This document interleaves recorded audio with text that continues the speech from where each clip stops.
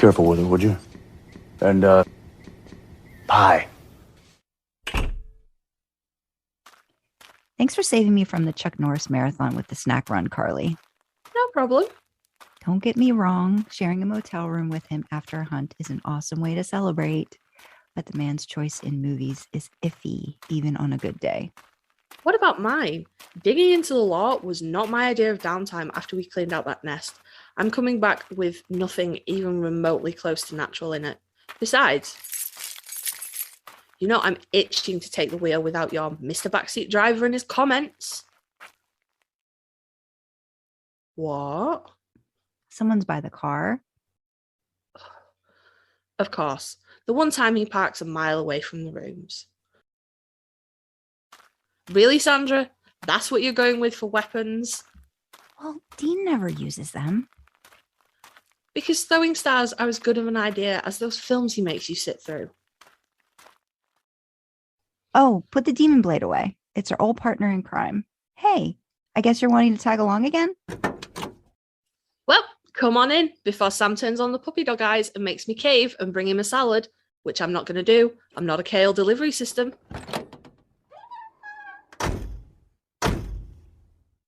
All right. Well, you know Dean's house rules in Baby. Driver picks the music, shotgun shuts his cakehole, and the ones in the back enjoy the ride, idling in the Impala. Hope you like meatloaf. For a snack? Music. Sandra. Music.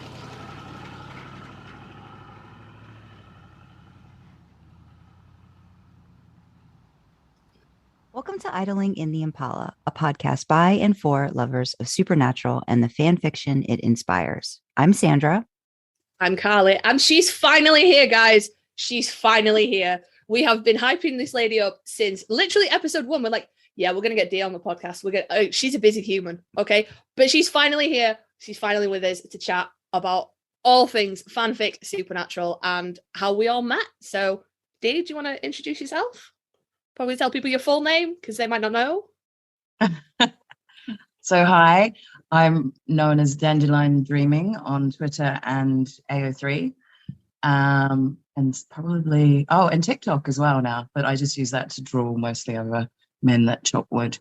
But I have written a few fics.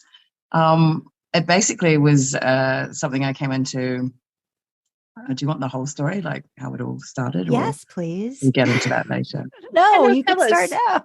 How did you get into supernatural? You know, what brought you there? Was it Sam? Was it Dean? Was it Jared? Was it Jensen?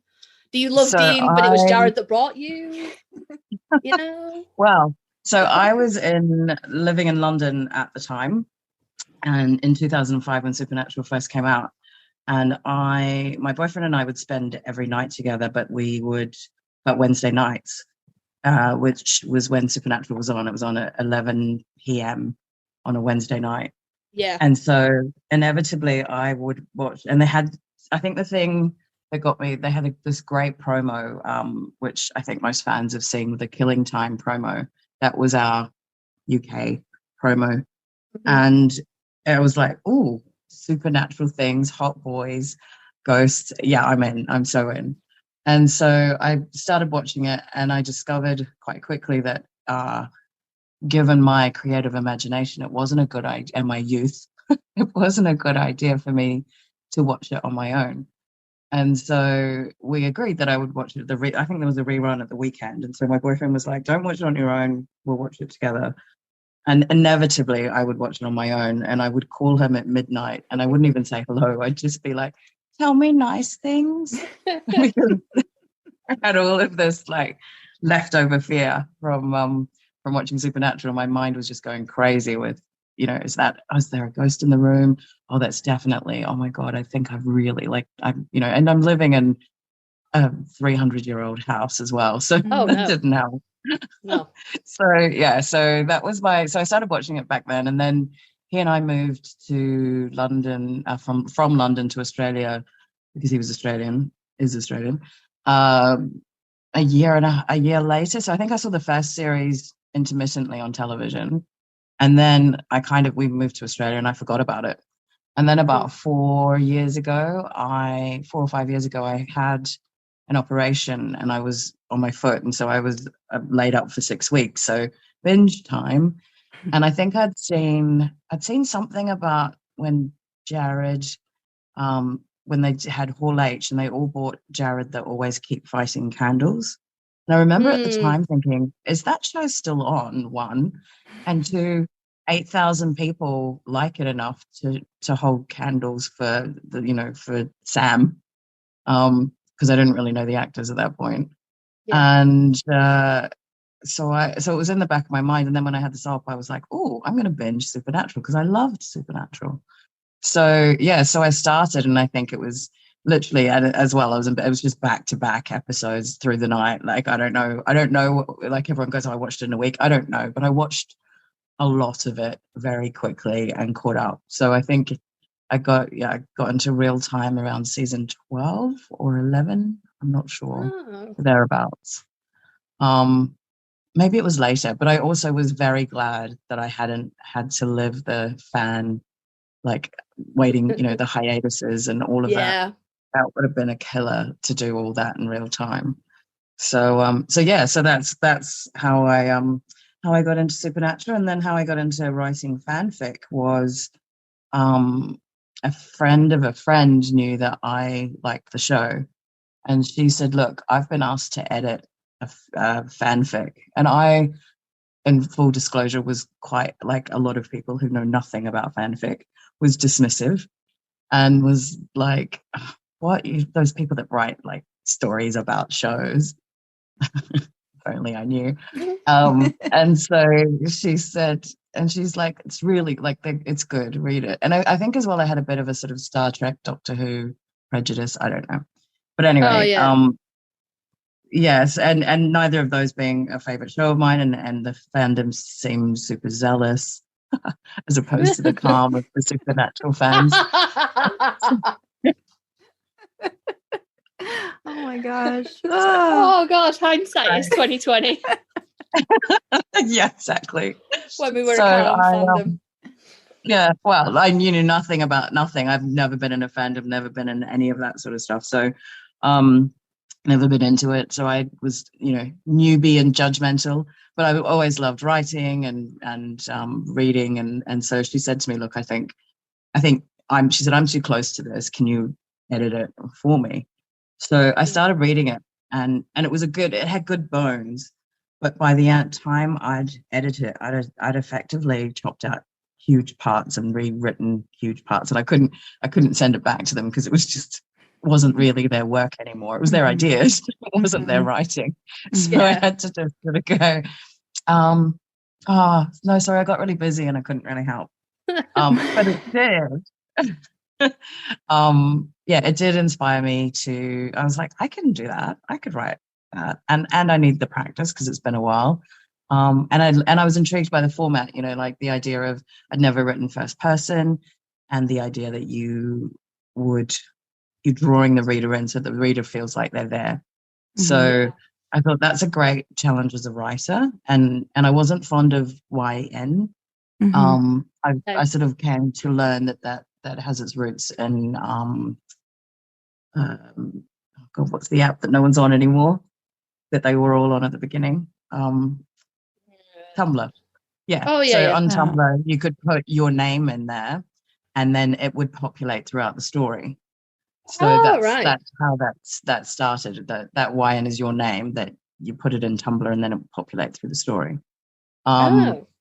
Which I think I'd find even more distracting, but I didn't particularly love.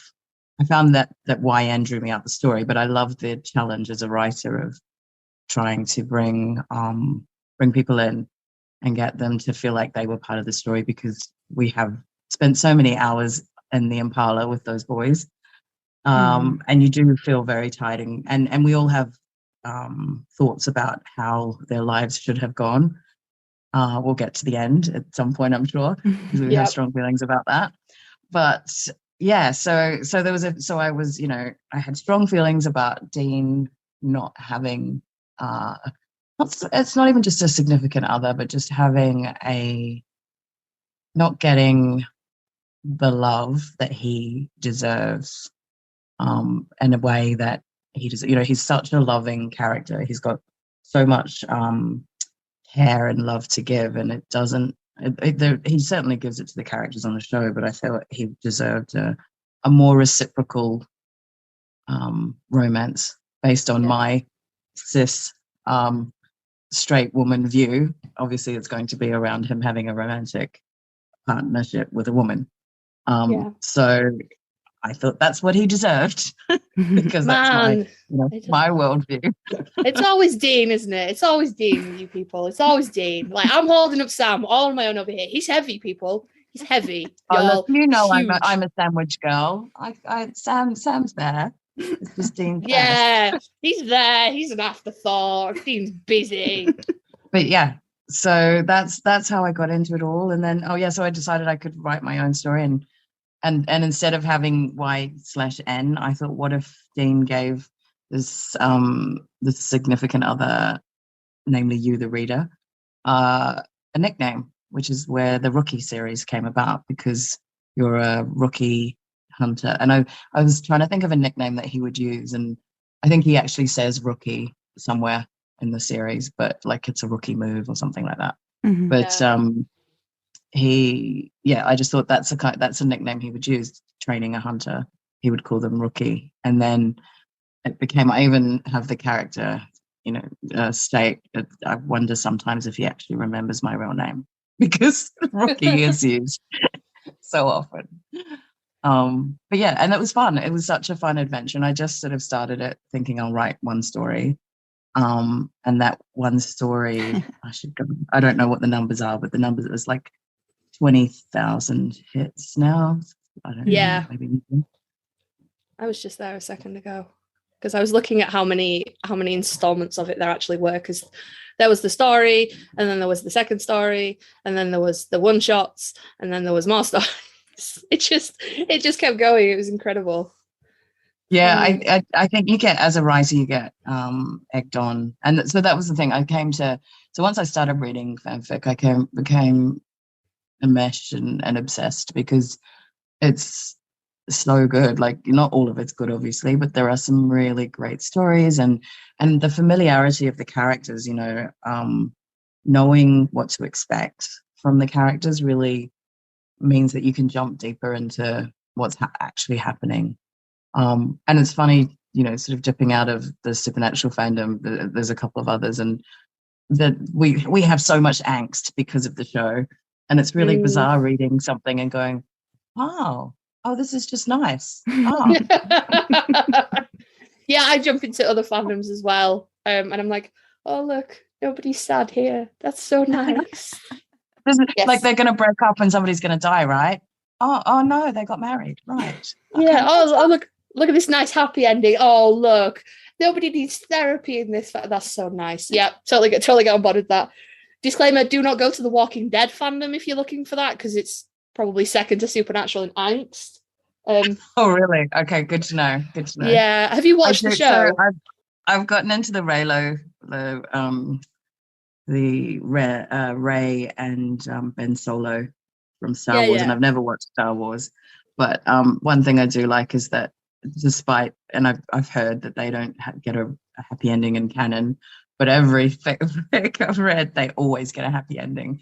The fandom is bound and determined to ignore canon, and this is, and it's so funny because I'm like, I feel like watching the films would actually ruin it for me. I'm much happier just reading stories.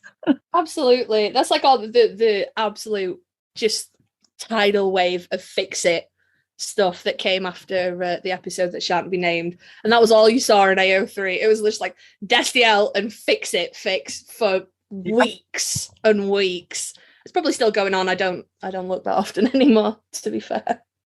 Yeah, it was too much of a sore spot just to even have it fixed. So it was just like, what are these men writing this for? Why are they, sticking to a song that's 50 years old? And as a plot for for the show. But anyway, it's not what I don't think it's a brave move. I think a brave move would have been to they go, a few people have gone, it's great storytelling. Great storytelling to me is innovative, and right now crazy, like happy endings are crazy innovative, you know, making a choice where it doesn't have to be tied up in a bow or picket fence. That's not what I'm saying, but it doesn't, it particularly irked me, and we've discussed this in our group chat, but at a time, you know, of global pandemic where people are losing family members, getting ill, and then also in a fandom that's known for its mental health issues and so I don't know if suicidal tendencies is the right thing to say, but there's a lot of people that self-harm. Yeah. That's quite well known. And I feel like, you know, celebrating, and I know people have different views, but I felt like the celebration of afterlife and, you know, there'll be peace when you are done. Well, what if the peace was just when you're done fighting with God? It doesn't have to be when you die. Yeah. Why is there any I just have an issue with there's peace and death. Like I think it's wildly innovative to have peace in life. Like that's to find peace in life is a much more interesting message and newer than the old trope of, you know, well, those heroes now they get to rest. Well, that's not World War fucking II. Let's move on from that, please. Could we please just be slightly more healthier with our protagonists? Pretty please. Yeah. Weird. For me, it's the episode that doesn't exist. I've been very vocal about it on the podcast. Season 15 ended on episode 19, which is another weird episode to end on. You thought they'd have gone for a round number, or like maybe 15, you know, so it would have just gone 18. right. 18. No, that's still wrong. Cass, Dean has a breakdown. The end. We'll see you in a few years when we fix it. Yeah, we could have done with that. I like the montage at the end of 19 where they're driving off into the sunset and there's that montage of all the people that have fucking died. But still, it's nice. You know, it's nice. And you're like, they're driving off, they could go anywhere. But no, they have to come in and fucking fix it or ruin it. Had to go to a fucking barn. Yeah. And the freaking that song. I hate that song. I'll hold my hands up, lynch me fandom. I hate that fucking song. I hate it so much. I wasn't even that big a fan of it before I started watching Supernatural, and now every time I hear it, I'm like, for fuck's sake. Skip. So, yeah, thank you very much for cluing us in on very concisely as well, which is always helpful because we ramble very concisely. So, I'm not going to speak for Sandra, but you were it when I found the Supernatural fandom. You were like one of the first things that I commented on, and then you replied, and I had like a massive fangirl moment, and I was like, oh my fucking god, and then she just like snowballed from there. But like that was it, you know. It was one of the best things that I've ever read, and that includes like traditional fiction as well, and it was just great. And I remember getting to the end of Tulsa, and you'd put like the second to last chapter, you were like, look, there's going to be a wait for the next installment, so you know, like, don't read the next chapter because it's like a preview of the next installment, but I'm not done, so don't read it. And I was like, oh yeah, there's like 3 more works after this was like an old message, it's fine. So I clicked through, read the like preview, and then realized that what you posted after that was one shots, and I also had to wait for the next installment, which was my thing. One shots that continued this, all the one shots continue the story, but they're standalone snippets because they're not part of the arc. Yeah. Well, they are part of the arc, but from my perspective, they're standalone snippets that I'm like, oh, that'd be fun. Oh, what if they were doing role play and he was a state trooper that pulls her over? I like that one. So it was they were just good. taking ideas, mostly filthy ideas, and putting them out there as one shots to keep the arc going until I was ready. And not always was I ready. I didn't really know where it was going. I just I thought, and I've picked as one of my picks for my favorite child is the If I Could See You One More Time, which very much reads like I knew what I was doing all along. But it was more than I was able to weave the threads backwards and go, oh yeah, because I mentioned that, and oh yeah, that. Okay, cool. But that there was a bit of a plan, but not a grand plan that did come together, which I think is just the wilderness of my mind. So everything's connected somewhere, it's just not always. You step back and you can see the pattern. So that's certainly what happened with the Rookie series. Is it all came together by the end, and I was like, yeah, Be fair, I like. To be fair, one of my favorite authors, his writing advice is, if you don't know what's going to happen next, write the next thing that you do know and come back and tie it back together. I did do that. Yeah, so you don't have to go linear, do you? You can go back and forth. I think for me, it was more that the sort of preview chapter at the end of Tulsa, it was really sad and really angsty. And it was like, you were setting up a whole heap of drama, and I was like, shit, now I have to wait. Oh, God. So I was kicking myself for that, but obviously. That was for Home, right? That's for Home that does that, yeah. And Home is a roller coaster for sure. Oh, yeah, my feels and my that's all we got, into your feels and your feelings. Look, you were harsh in Home. You were harsh. You put them through the ringer in Home, like hardcore. Yeah. I'm not sure where that came from, especially now. It's so funny because now I'm all like, I want to read happy endings. Maybe I got it all out in the Rookie series, but yeah, they got a happy ending. It all got there in the end, you know. Yeah, but yeah, there was like some angst as I look. I'm like, God, I really did put people through that, didn't I? It's in Home. It's like every chapter, and every time you think you're safe, you're not again, because it can't be resolved yet, because Dean's Dean. And that's really where it leads you. It's like everything with writing, right? Your characters lead you. You can have an idea, but your characters lead you. And when you already know who the characters are, like Dean will, unerringly not do what's going to make himself happy, or will fall upon his sword, because that's what he's been trained to do. And so then you get, all the fallout, which is fun to write. It was super fun to write. And I remember talking to friends who don't write about how upset I was getting writing some of that. And they were like, well, then just write happy things. Like, it's so easy. No, no, these are the Winchesters we're dealing with here. And they just go and do, they don't give a fuck what your plans might have been. They're going to go and do what they're going to do. And you're left going, what the fuck do I do with this? You've made a huge mess. And how am I going to put this back together now? Could you have not just done what I asked you to do in the initial phase of this? What the fuck? That's happening to me with my current work in progress. I had a nice plan, and they were going to have a fight, and then they were going to have angry makeup sex. And then that is not what happened. And now we're way down the rabbit hole with that one, and I haven't even touched it, because I'm like, I don't know how to close this one off now. I need to wait. Yeah, it's interesting, isn't it? I like in Tulsa, where they have their big fight, that was upsetting to me. And I did see, like, it sort of, in some ways it feels like it comes out of nowhere, but if you know Dean and his insecurities, then you kind of start to understand it. And then the makeup chapter as well. But that was just like, but it was going so well. Why are you guys fighting? But I just literally went, how would Dean react to someone knowing all this stuff about him, that he's so protective and he's so insular and he's so afraid of all the things that he's done, and that people won't love him for it. So to find out that, his girlfriend now knows some of that stuff, if not all of it, of course he's going to, it's going to hit every button he has. So yeah, absolutely. Without spoiling the ending, because I imagine people are going to go and read the heck out of this. You followed Canon pretty close for like all of it, and then when we got to If I Could See You One Last Time, and it was like a major deviation, but you were still saying to me, yeah, no, I'm still in canon, and we were getting closer and closer to the end, and I was like, shit, this doesn't happen in canon.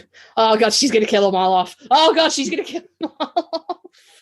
I was so worried before you posted the last couple of chapters of If I Could See You One Last Time, because I was like, yep, no, it's definitely gonna kill everybody off, because it's not canon anymore. Like, she's way out from canon.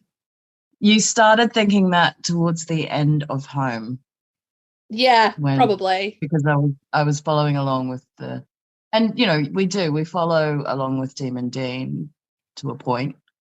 And then I think at that time it wasn't really set, or it just didn't really fit. I had the nicer parts written for quite some time, and then, as you say, you go back and fill in, and there wasn't supposed to be a lot of the stuff like the 3 one-shots in the middle, but I had to get that information to the reader, to fill in some backstory so that it was a gentler landing, and I had more to say, but it didn't fit into either home or If I Could See You One More Time. So those 3 one-shots in the middle are kind of progressing the reader and filling in, or just taking nice moments, like the the garden moment and the bench and all of that stuff. That I just really like the idea of it, so I wanted to do it. Yeah, that's it. It's your party, isn't it? You do. They're your characters. They might want to do their own thing, but you can wrangle them to an extent. Sandra, and I knew that Canon. We didn't know where Canon was going, but I knew it was highly unlikely that Canon was going to set them up well. So I wanted to have a buffer landing for fandom to go to a better place if they needed to.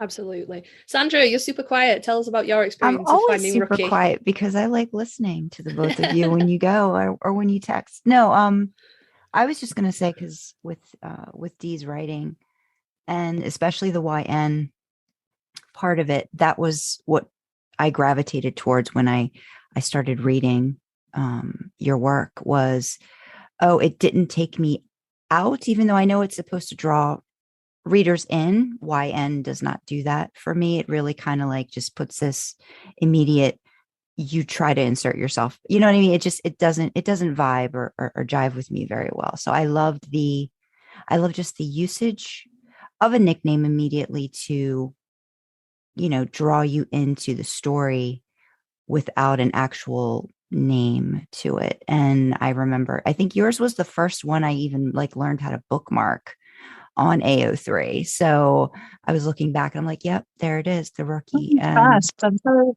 touched. And actually, I forget we've been friends so long, but our initial approach or relationship was very much like you guys were like, oh, we're such fans. And I was like, yeah.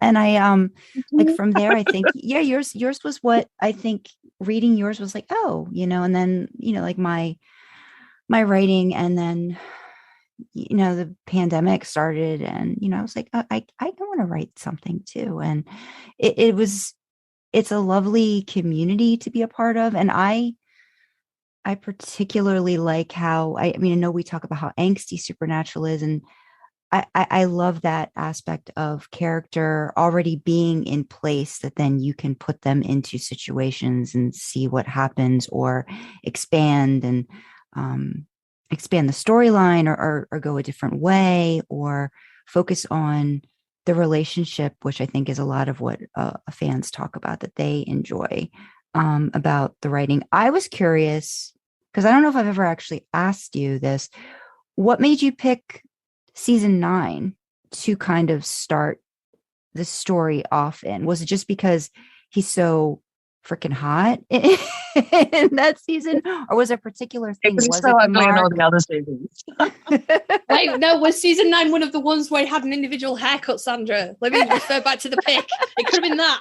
We have to set Supernatural fix in a season where he has a specific individual haircut. No. But seriously, there's was it just that it was the focus of the mark and all that, and then that led to Demon Dean? Was that a big draw? I think it was the no, because the mark wasn't even part of it. The mark came in later as because I'd been following Canon to that point.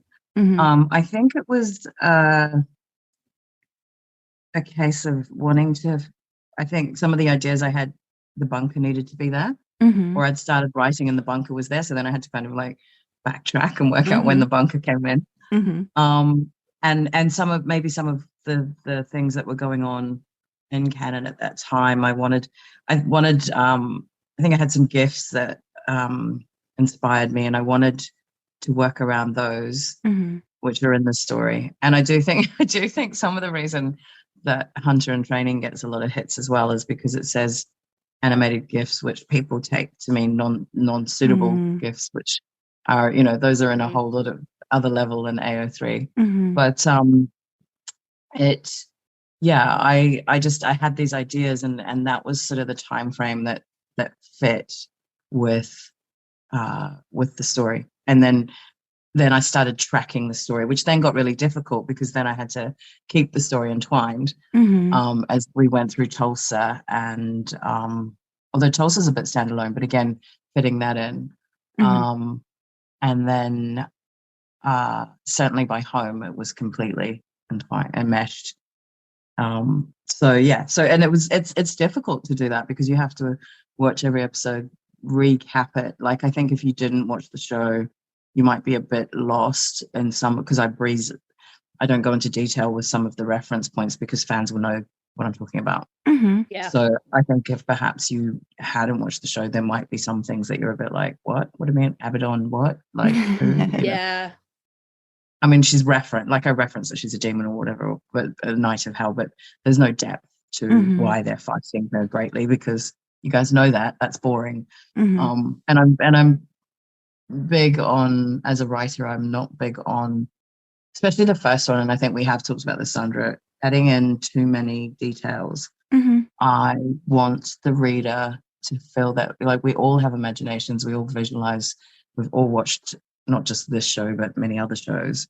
So one particular scene from Hunter in Training, when she's walking down the alleyway and there's the scary men, I deliberately left that open so that you could visualize 3 scary men in an alleyway however you would want to. I don't give I give them a way of talking, but I've heard people describe them as everything from Mexican to cowboys, so it's just as rednecks, like, so and I love that, because that's what I want for the reader. Some readers really love lots and lots of detail, but I want to get you, the reader, to the story. I want you to be meshed, involved, and when I read, what's next, what happened, not so we've walked down the street for 15 minutes and I've forgotten what we're talking about now. Right. Also known as the Stephen King method. Yes, we of have writing. discussed that. Yeah, the descriptor of Main Street that is the same Main Street in every one of his books, but still takes 4 pages. Yeah. So yeah, absolutely. Now I'm with you. I don't need like a really in-depth description of what's happening. I can imagine. I just need you to have an appropriate amount of limbs in whatever you're describing, and that comes more into like sort of smut scenes. And then I was like, and this hand was doing this, and this hand was doing this, and this hand was, and I'm like, how many hands do you think that your characters have? Because that's for whatever reason, when you were saying that, my mind went to tentacle porn. But go on.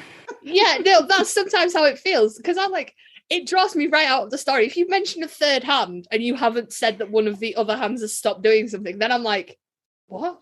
And then I really get into it and I'm like, so this is here and that's there, and how does you've made a blob monster, there's not, what the fuck have you done?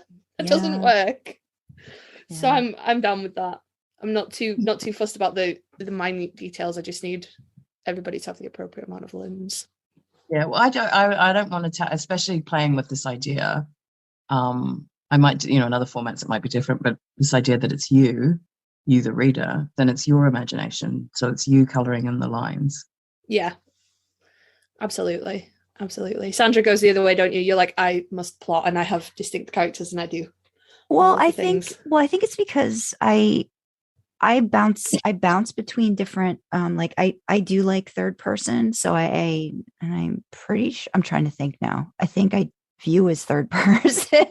So I think I've just started, like, I think it was like really writing supernatural fiction that I started with the you, and started doing a little more first person. So yeah, when I'm into, I remember talking to Dee about, she's like, well, I don't really want to give even like a description of the reader. I want them to feel that it's them. So like limiting that aspect of it too. So all of those different parts are you really have to think about it when you're in different writing scenarios, I guess. And but I will, like, there are certain parts where I'm like, you know what, if I've researched a certain place and I've never been, and maybe no one else has, it's like I would like to have those pop-ins here and there of this is what this is like, this is what this feels like, tastes like, smells like, or like those little bits. But yeah, I do like, for me, there's certain parts where I feel like this is okay to have some description, and you both do that too. So I've seen that in like different aspects of writing. Yeah, and I love that. Like I will read. I think it's the over descriptors, and it was more me playing with this type of writing. But I also read like and definitely some of yours, and there's certain descriptions. I think there was another. I can't remember the name of the fic that we were reading at the same time, Karlee. But was it there was Alice? some great. No, not Alice. Alice is special. No, the other one. Disclaimer: we will not be revealing the name of the fic that contains Alice because I don't want the author to feel bad. But Alice was, Alice was awesome, but awesome anyway. Never mind. So, no, Evie. When some of the descriptions from Evie in Stranger Things, that was a Stranger Things. Oh fic. yeah. Oh god, yeah. And it was it's a lot of maybe we should add that one, but more just the descriptors you read, and I've just certainly done it with both of yours as well. But you read a description, you're like, oh damn, do I write that good? I wish I wrote that good. Don't you love it when you read somebody they're like, I think Karlee had just done that recently. They were like, you wrote this one line I will never be able to repeat. And then I'm reading something that they've written. I'm like, well, you just upped me and then did something so much better.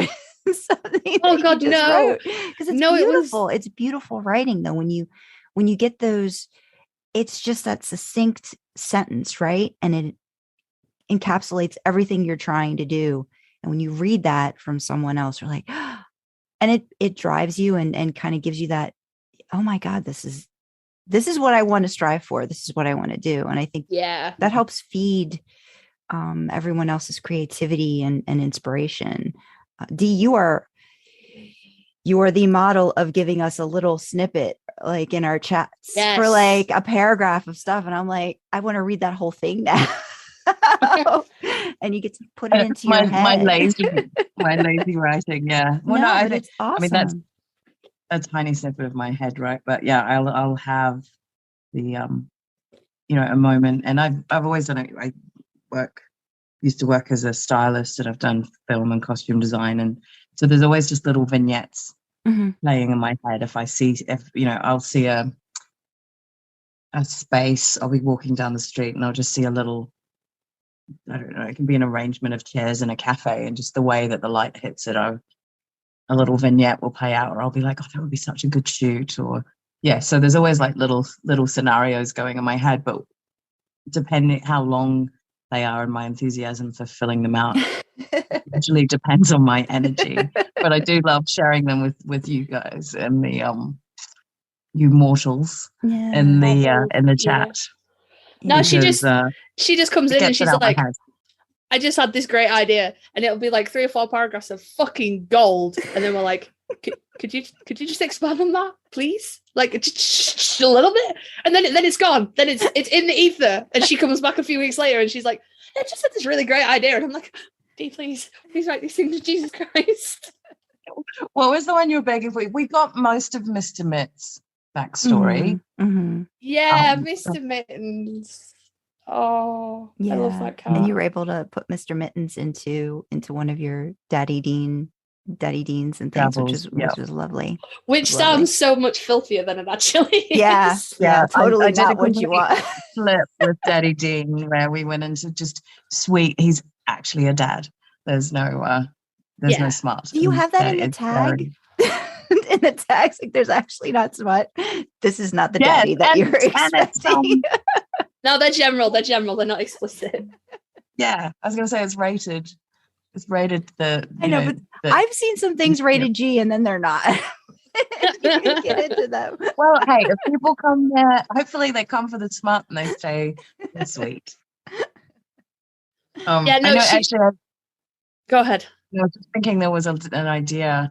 No, I've lost it again, but there was an idea And our chat goes so fast and so regularly, Mhm. but there was something that you were like, please write this, please. And I was like, yeah, I will. And I think it was about 2 months ago now, and I can't recall what it was. Yeah, I can. Elon, since you've got Twitter, my guy, give us the ability to search in messages, please. Yeah. Because ours has been going Exactly. on for like a year and a half now, and we can't find anything anymore. Or just save it. I mean, there's like, I just want to be able to save some of the stuff so I can go back and look at it, because I can't Yeah. scroll forever and ever. Like, I was thinking about that the other day. I'm like, we have so many wonderful chats that are just gone. Like, even if I Yeah. wanted to go back and look at, I don't have that anymore. So I don't know. It's just me being Yeah, if you could nostalgic. export and index it, that would be great. Yeah, that would be And good. you know, if you can go to the moon and build self-driving cars, I don't see that this is a hard ask. Elon, I'm sure you're listening. Oh yeah, I totally. think every time his name's mentioned, he pops up somewhere. So I reckon he Googles his own name. He has to. Like, Mm. what's he doing with the rest of his life? He's I got so think much his money. AI is beyond Googling his own name. I think it comes to him in little microbots in his brain. Yeah, maybe so. Maybe so.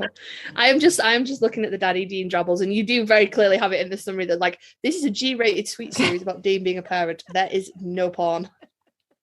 Yeah, there has been a couple of comments like, "Oh, I thought this was so different because I know you." This was not what I was expecting. Your I didn't know that you could be sweet. Your Daddy Dean Drabbles contains one of my favorite pieces of fiction ever, and it's The Dress. And I've talked to you about this so much, but it is that one's so good. I love it. Just challenge all those gender norms and just have Sam be the voice of reason and just be like, "You're being an idiot. Stop that." Love it. Love it. So I guess maybe explain on that, like maybe to people, because I've, as you said, you've told me a few times, but it might be good for people to hear what you liked about it, especially given your background and the things that you've worked through and dealt with. So, like the premise, like I don't want to spoil the end of Rookie, so I won't. But the premise is that it's set after Rookie, and Dean has children. So the Daddy Dean stuff, it's just these are the ideas that she puts down to paper and actually puts on the internet instead of teasing us in the group chat with.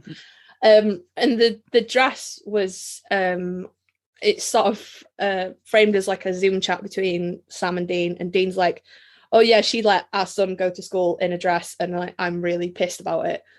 And Sam's just like, "What are you talking about? Why are you being such an absolute heteronormative moron?" And they go back and forth, and Sam, like, you know, basically explains to Dean how much of an idiot he's being.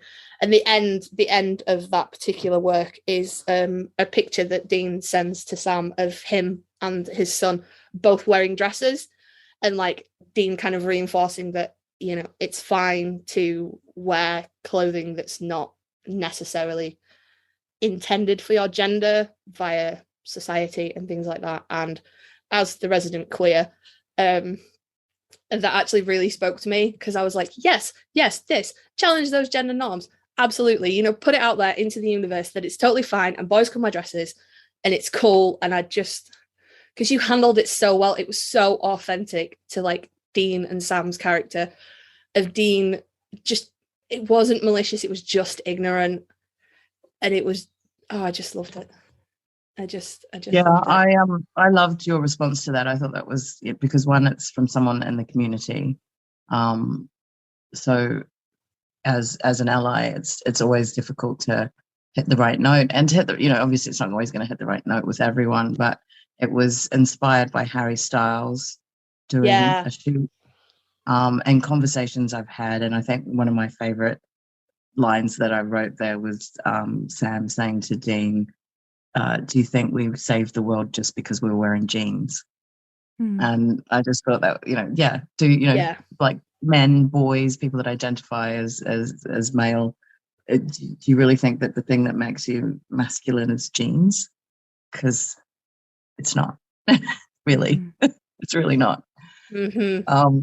So I found that, but it's a very, I don't know, it's difficult because it's a tough issue, and there's a lot of feelings out there about all of it. One of the comments I loved, other than yours, was that I don't think this person's in the community, but they was just saying, I love the way that you take, and you might be able to read it, I don't have it in front of me, but it was something along the lines of, I love the way you take us on a journey and keep Sam and Dean real, so that whatever situation you throw them into, I still believe you, kind of thing. Yeah. And that was a really, because it is, you know, like, it's so far from canon to have them both as parents and have, you know, Dean put on a dress because he wants to prove his love to his son is above anything else. And so, yeah, so I'm really glad that I didn't, you know, lose people on the way there. That was really nice to say that, wow, you know, I believe this is Sam and Dean still. Yeah. And that one particularly as well, because I think it showed a lot of growth for Dean as a person, because I think Dean still in the sort of situations that the show put him in probably wouldn't have been able to self-reflect that well. But when we take him out of the danger and put him somewhere safe, he can grow and he can change and he can become a better person. But it's still authentic Dean. Like I said, there was no malice in it. It was just pure ignorance and fear of not wanting Charlie to be bullied. You know, that was driving his concern. It was just really good. I just really, really like that one. I'm looking at the comments now, and I came back to it in last year, and I was like, I'm rereading this, and you're having another comment.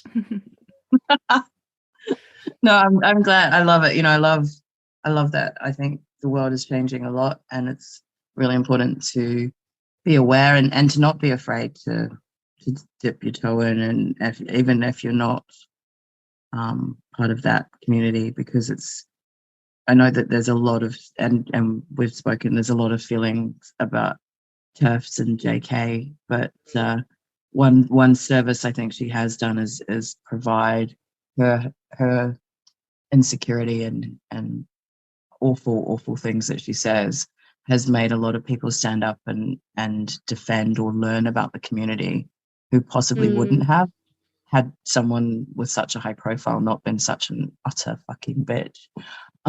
Yeah, then that's true.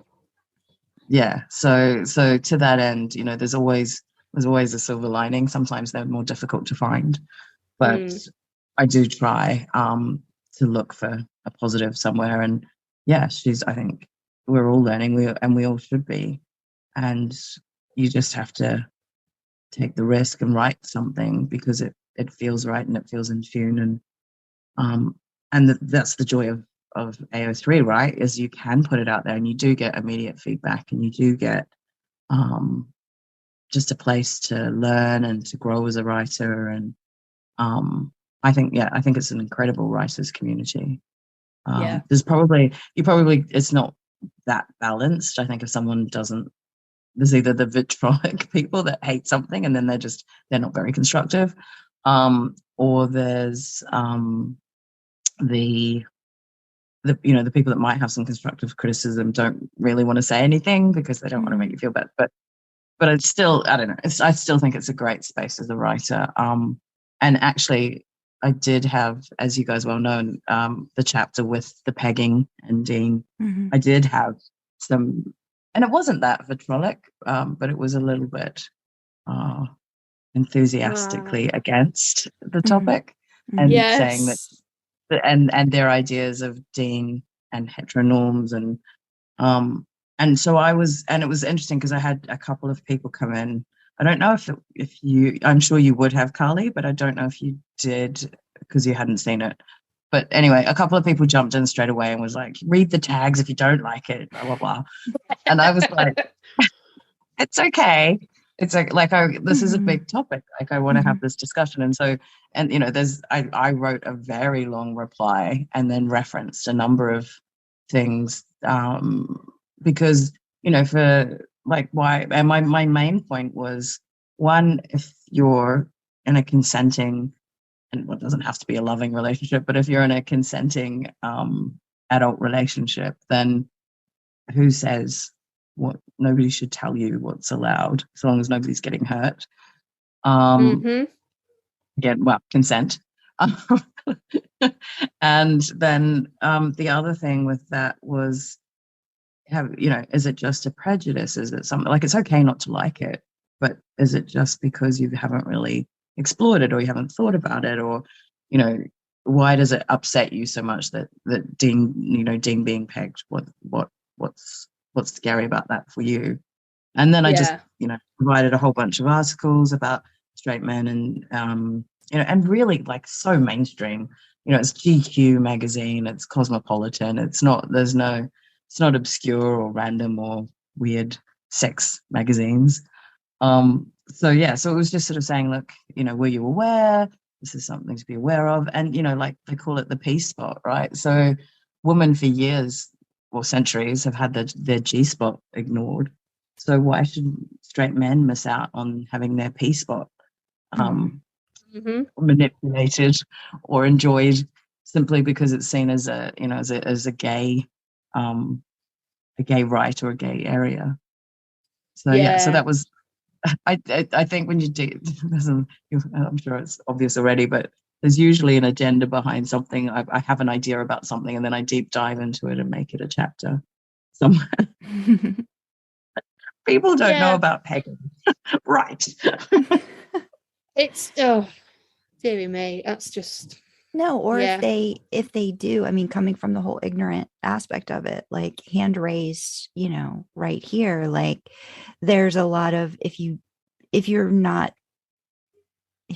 aware of it, you don't have a lot of knowledge of it. You're not, there's all society and what's considered quote unquote normal. And it makes, I love the fan fiction because it gives me an opportunity to like learn about different things that I really didn't, I mean, I'm the oldest one out of the bunch here, and I, don't have a lot of, knowledge in those things. So it took a lot of learning and exploring. And I'm surprised. I remember watching the TV show, and this grandmother sits down next to her like granddaughter, who I think was early 20s, and says, what's new in sex? And I remember, like obviously that was kind of a laugh. But it's true. Like there are, when I was younger, anal was still pretty taboo. Anal considered so vanilla / norm to under 30s now. It's so pervasive that it's just considered normal vanilla sex. It's not. There's nothing. It's a little bit. Might be. It's on the slightly risque side to them, but it's certainly not the taboos of past, and the knowledge, and I think with it though, the knowledge of how to do that. But I've learned so much from AO3. Same. I've had to go Google some tags before and been like, the fuck is that a thing? All right, cool. But never like, I've just gone and found the comments on that scene, and I didn't see that one until after. Otherwise, I would have been up in arms, like rampaging into the replies, just like, if you don't like him, fuck off, because I'm such a reasonable and level-headed human being. But I'd like that. I really enjoyed that, just because, as Sandra was saying, like it's learning. So I rather than come at the commenter, I was really happy to just say, let's discuss this, like maybe, and cool, if you're not into it and you're not interested and you don't like, and I think I say there's no more pegging after this, so you're safe. But if you have a certain idea of what that is and what that means and what Dean is, that's cool. And and I think she does say she's not, and I think I'm assuming from her name that she's a she, but she is, she does say, I'm not kink shaming, I don't like sub Dean, and I wasn't expecting it, and that's fair. And that's why my response is, measured, and hopefully she was all right with that, and learned, it was just a genuine, interesting discourse. It was one of those things where you kind of like, yes, this is helpful, thank you, because I know, like, from your replies, you'd forgotten to tag it properly, because tags on AO3 is a whole other beast. So yes, on the one hand, that's helpful advice to an author, but on the other hand, are you aware of where the X is on your tab, honey? You can just leave. Like, there's no one's got a gun to your head and forcing you to read this scene that you don't enjoy. You can just go and come back to it later. You know, just skip this chapter. It's fine. And I just, I don't know. I didn't mind it. I thought it was a good opportunity to engage with the whole reason that I wrote the scene in the first place. I was actually, there's another scene around related to that where she, you know, she's saying to Dean she wants to try anal, and they talk about the sexual abuse in her past. And I was expecting kickback from that, and surprisingly didn't get any. So so it's super interesting. What says a lot, doesn't it? Yeah, it says a lot about what people, I think, too, just are okay, not necessarily okay with, but you kind of know what I mean. Like, this is not an issue that, you know, I'm gonna bring up or feel that, oh my gosh, why are you doing this, you know, to Dean or whatever. It's interesting. Very interesting. I'm the only one in the trio that doesn't have a pegging scene. Fic now. And Karlee, get on that now. So I'm gonna have to. I'll have to rectify that. Look, get on that. Look, right. I've still got Dean post ass whooping in my Google Docs, just waiting for me to decide what the hell I'm gonna do with him, and I don't know yet. So you gotta let me figure that one out before I can start something else. Because I can't do two things at once. I end up getting confused. So I have to finish what I'm working on before I start plotting out anything else. I've got a few ideas though, jotting them down. I will say, having read your super hot scene this week, Sandra, I did go back and read the scene that we've just been discussing in Rookie, and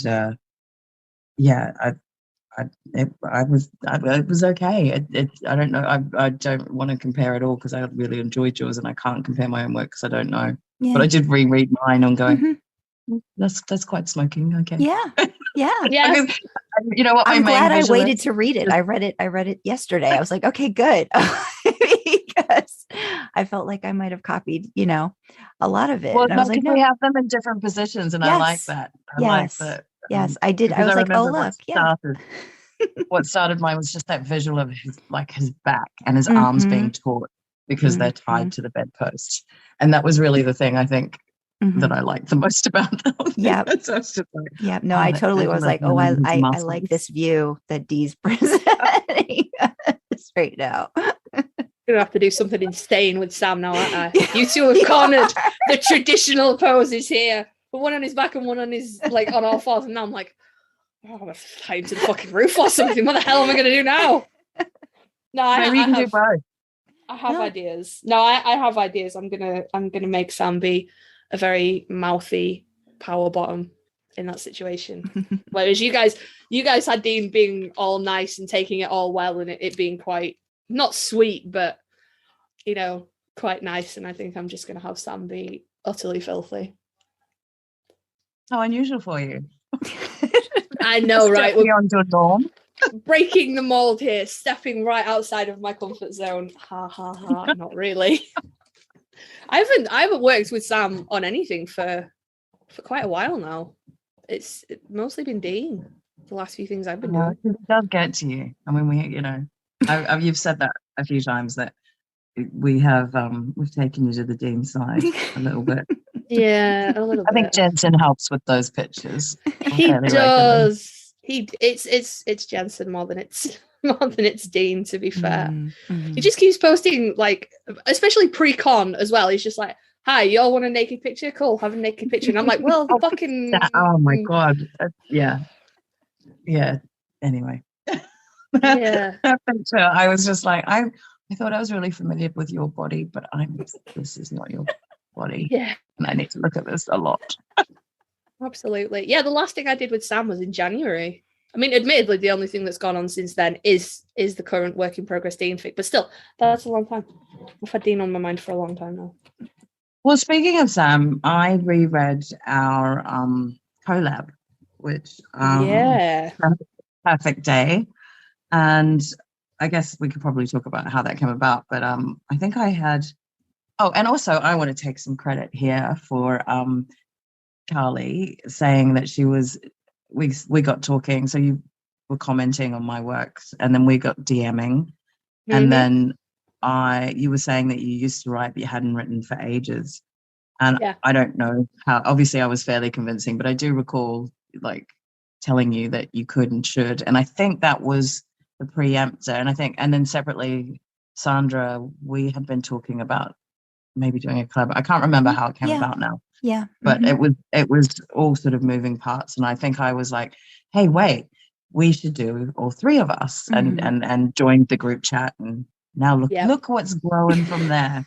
Oh yeah, no, So we give you I'm all the gonna credit for take- that.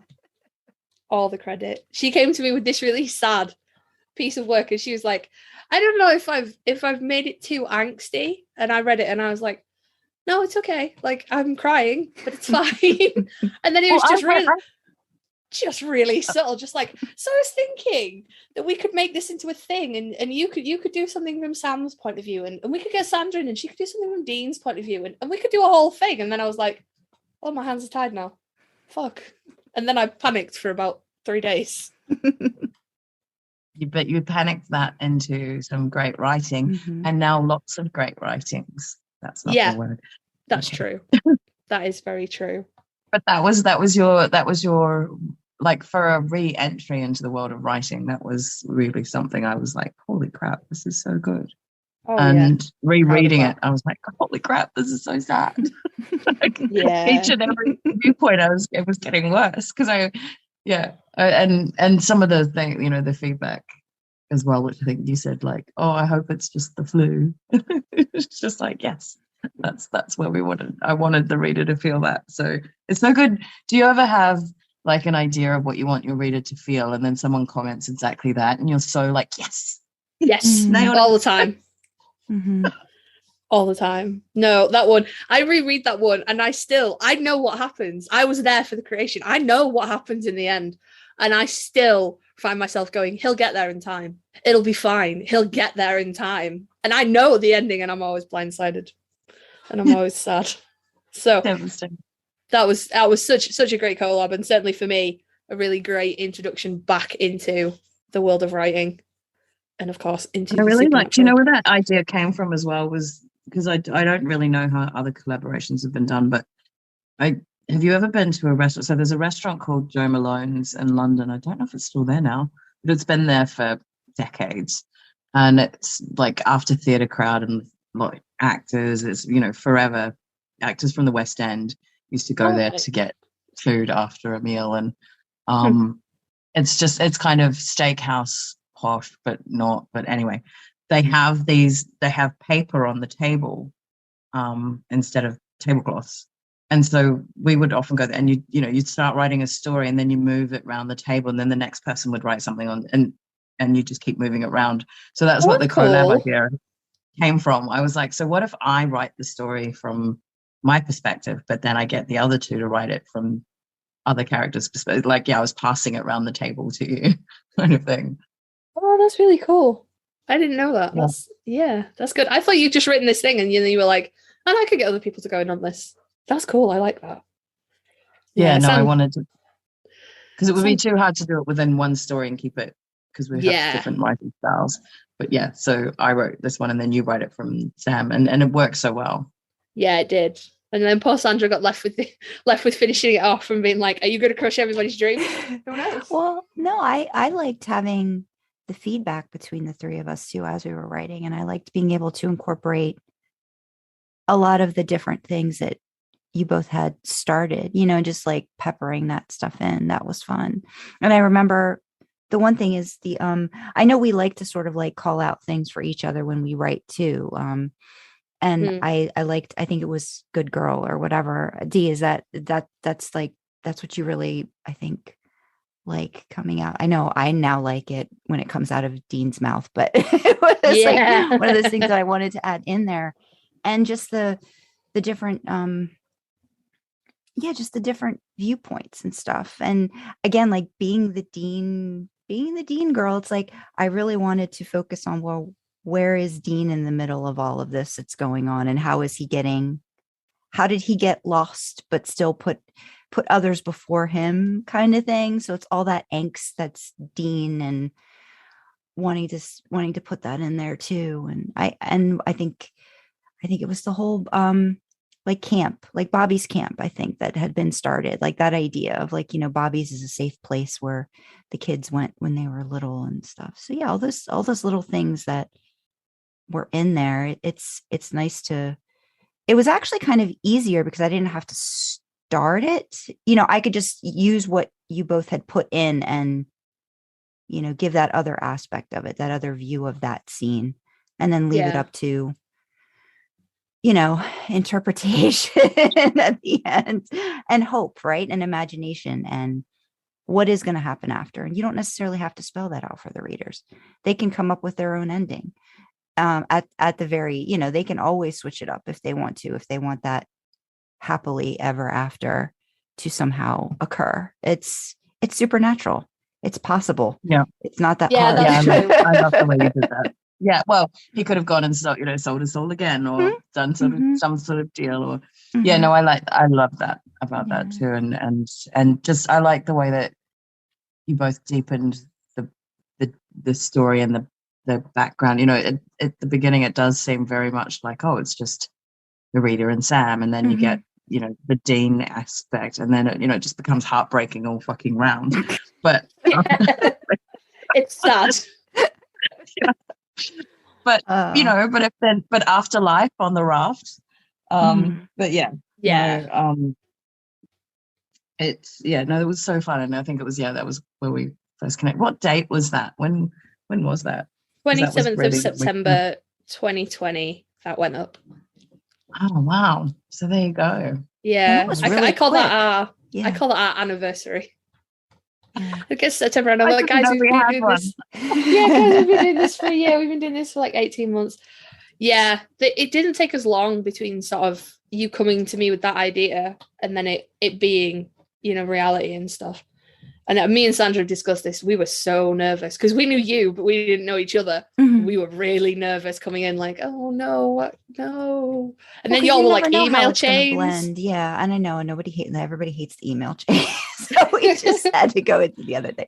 But no, just like, we need to chat. You just don't know how it's going to work, collaboratively with somebody. So we definitely were able to make it all flow in a way that was immediately comfortable and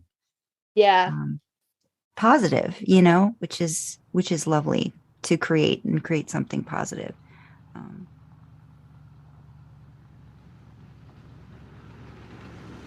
Thanks for listening to part 1 of our interview with DandelionDreaming. Part 2 will release on Thursday. We'll see you then.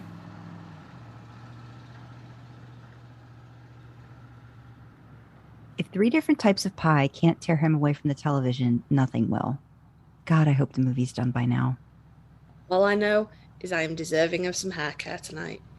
By hair care, you mean running your fingers all through Sam's? Absolutely.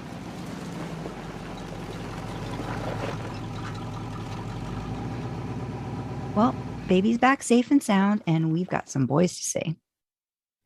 Thanks for coming along for the ride. Who knows? Maybe next time we'll give you the keys to take her for a spin.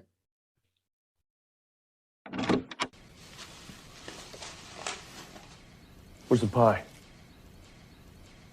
Look at these chemicals. You even read the label? No, I read pie. The rest is just blah, blah, blah.